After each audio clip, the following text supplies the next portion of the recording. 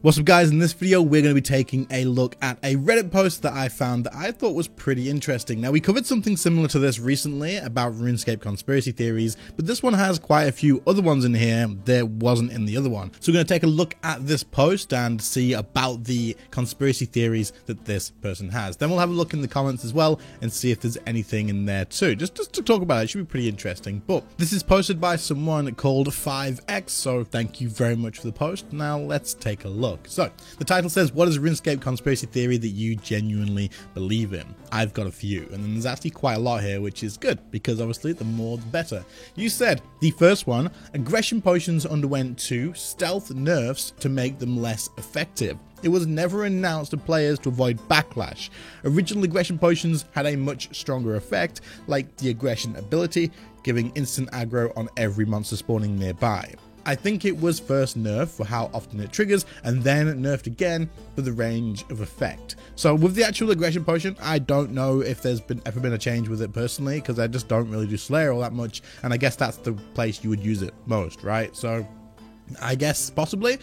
However, as for changing things and never announcing it to players to avoid backlash, I highly don't doubt that Jagex do this for certain things that aren't going to be huge, like people aren't going to notice it immediately or like a big thing. I don't doubt that they change things and don't report it in the patch notes for just certain things. I'm sure there's plenty of things that get like changed or fixed or updated or whatever that aren't really worth reporting on, especially as well. But I'm sure there's been some things in the past that they've fixed and they've gone, let's not mention this because we just don't need to. We don't need to mention this, especially if it's a bad thing that hasn't had a lot of publicity as well. For example, an example we could give is when there was a suspected dupe lately. I don't know if you guys remember this, the big dupe that everybody was talking about. Nobody's talking about it anymore because Jagex never addressed it. A lot of things, you just ignore them and they will go away. And that actually is something that I don't doubt they take advantage of a lot. So, you know, this wouldn't surprise me. So the next one you said was Jagex secretly injects party hats and other rares in low quantities into the economy, because otherwise the circulation would completely dry up after 20 plus years. Too many rares are stored on inactive accounts and players would realize eventually. Now, I don't know if I believe this one or agree with this one. I can understand maybe where the idea comes from, because even every now and again you actually see people buying one of these for max cash on the Grand Exchange, right? But then also every now and again you'll see someone who's come back to the game put a Reddit post on saying, I just sold my pie hat on the Grand Exchange and then found out it was worth way more than that. And of course they have sold it to someone who's had an offer in for a hell of a long time. So people do return to the game and sell their hats off, and that could maybe add back to the circulation.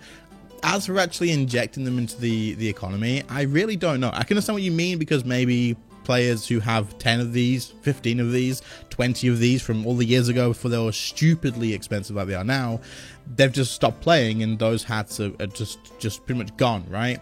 But I don't know. Personally, I don't think that Jagex would do this. I don't think it's worth the risk of it coming out and people finding out and stuff.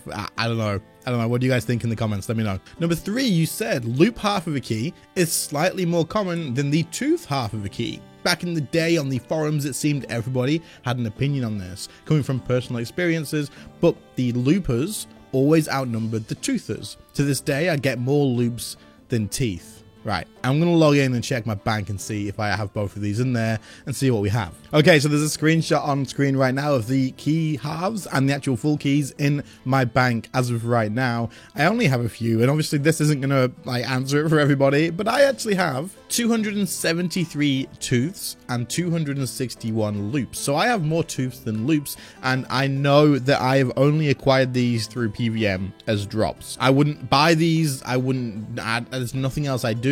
I have only acquired these by drops, and so I have actually had more tooths than loops. But like I say, that doesn't mean this isn't true. That doesn't mean that it doesn't apply to everybody as well. So I guess let us know in the comments. This is something you guys can do.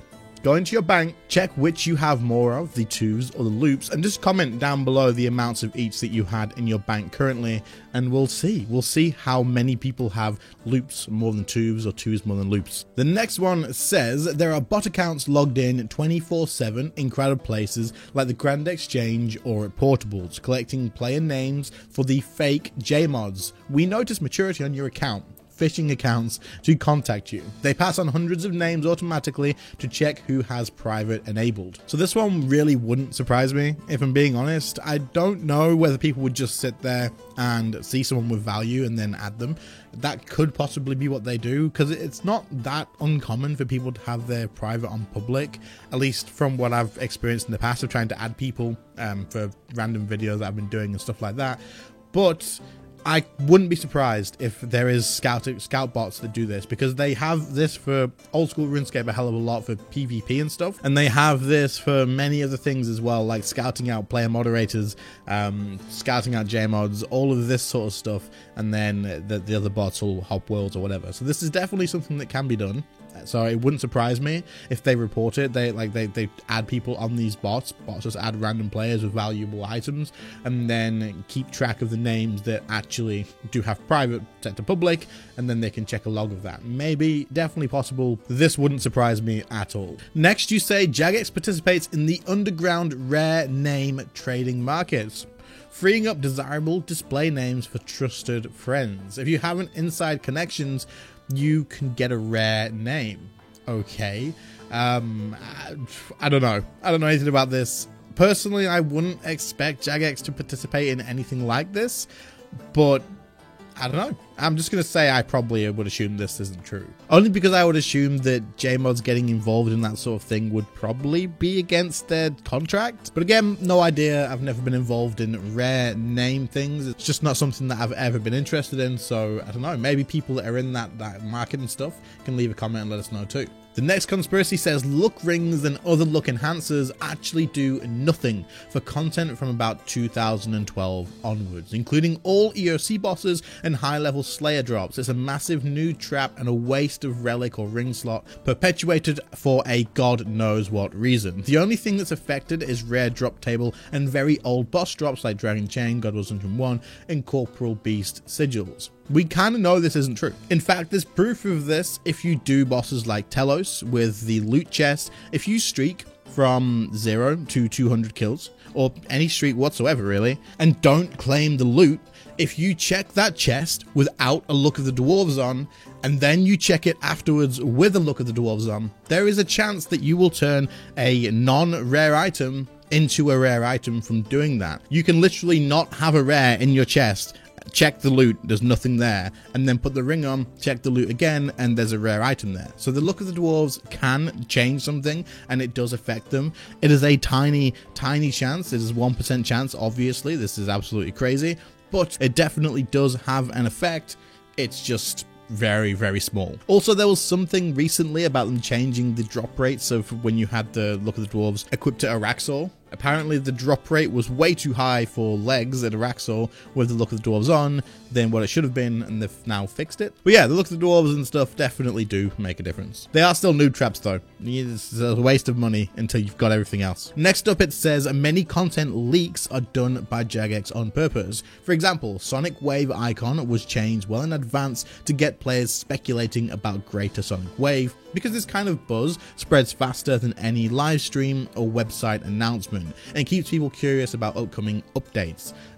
The thing about Sonic Wave icon being changed, I'd agree. Yeah, they probably did change that, knowing full well that people would jump to the conclusion of, oh, we must be getting a greater version, because they did the same with Greater Concentrator Blast as well. They changed the icon and then they announced Greater Concentrator Blast, and we were all like, yeah, there's got to be a Greater Concentrator Blast coming. And there was. So obviously we would make the same connection again when they do that with Sonic Wave. As for content leaks, because I wouldn't really class that as a content leak. I would class that as them kind of giving a hint that, you know, we're gonna give you a little clue that something is coming soon.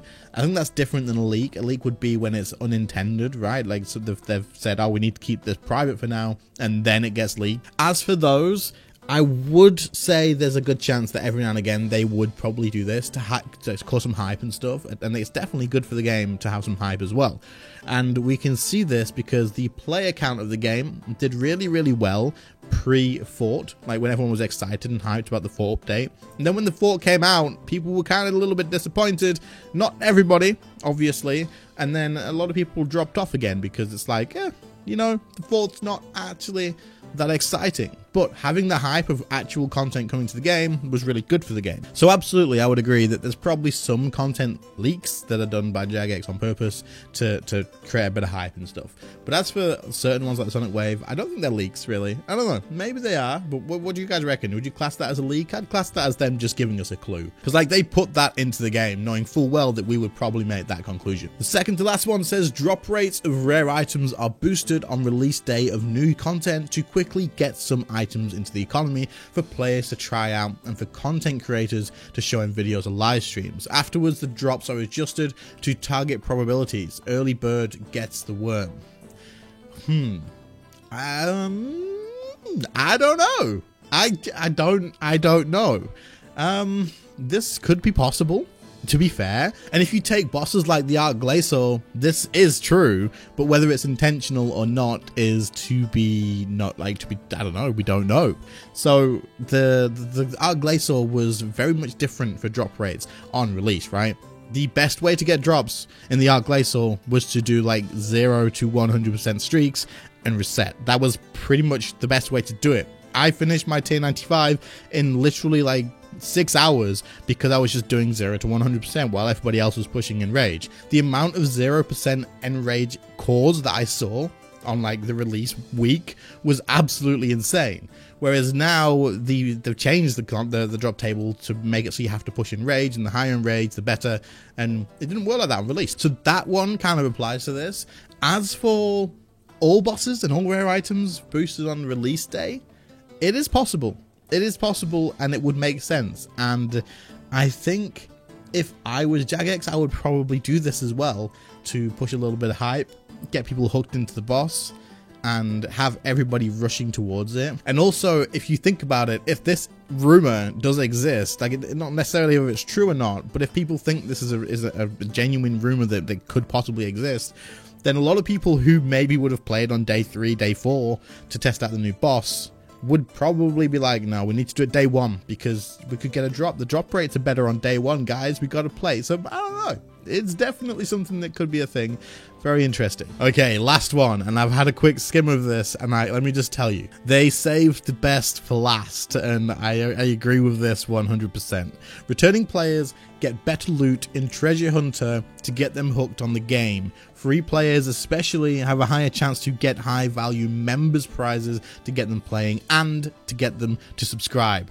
I completely agree. I 100% completely agree with this. I do think that for a returning player or a newer player, the chances of actually getting something through Treasure Hunter, and maybe even getting a drop in general for returning players, but we mentioned that in the last one, so I'll link that video below if you want to go and check that one out.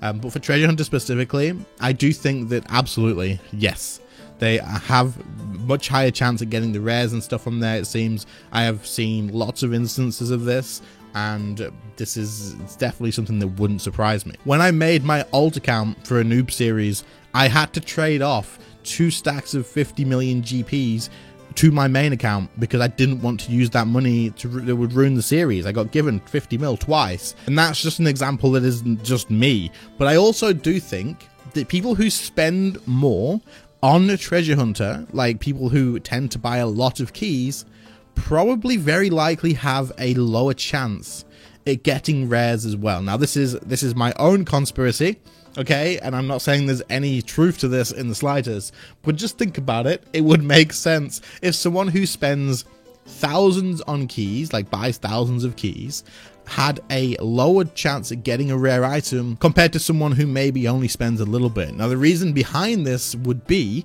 if they are more likely to spend more money to get that rare item, not giving it to them has a higher chance of them going back to the store and buying more keys to get it. So it wouldn't shock me. It's a dirty ass move if it's true. It's probably not true, but if it is, it wouldn't surprise me.